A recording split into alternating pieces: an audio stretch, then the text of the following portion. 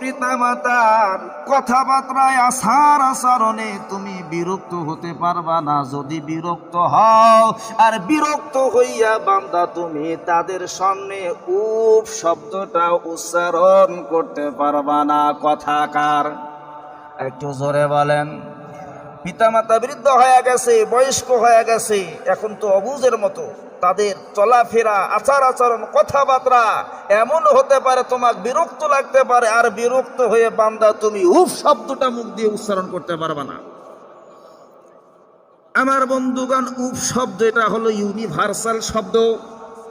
আরবিতেও যা, উর্দুতেও তা, বাংলাতেও তা, ইংরেজিতেও তা।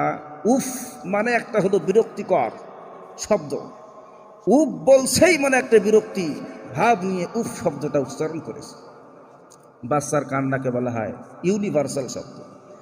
আমেরিকার একজন জ্ঞানী ব্যক্তি একটা সেমিনারের মধ্যে বক্তৃতা দিচ্ছে যে বাচ্চা যখন দুনিয়ার মধ্যে ভূমিষ্ঠ হয়, বাচ্চার কান্নার আওয়াজটা কেমন হয় বলেন তো? ওয়া ওয়া এরকম কান্না করে না?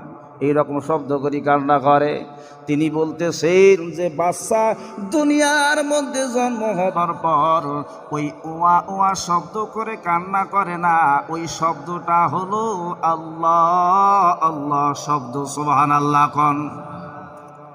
উপস্থিত লোকেরা প্রশ্ন করলেন যে এটা আপনি কেমনে বুঝলেন যে ওয়া ওয়া শব্দটা আল্লাহ আল্লাহ শব্দ? বাচ্চাটা তো হিন্দুর ঘরের সন্তানও হতে পারে, কথা বলেন ঠিক না ঠিক?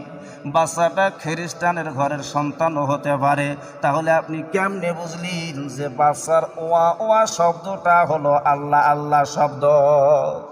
তিনি ব্যাখ্যা দিচ্ছেন, বাচ্চা দুনিয়ার মধ্যে জন্মগ্রহণ করেছে, হিন্দুরা আল্লাহকে ডাকে ভগবান।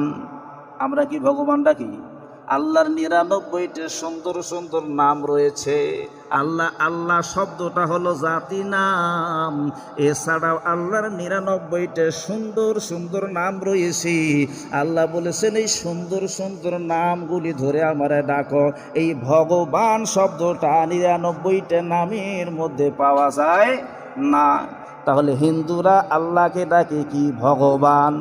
তিনি বললেন যে ওই হিন্দুর ভাষায় যদি কোনো সন্তান জন্মগ্রহণ করে, আপনারা কি কখনো দেখেছেন হিন্দুর ঘরের সন্তানটা, বাচ্চাটা ভগবান ভগবান ভগবান বলি কান্না করছে? কেউ কি দেখেছেন? এরপরে খ্রিস্টানের ঘরে যে সন্তান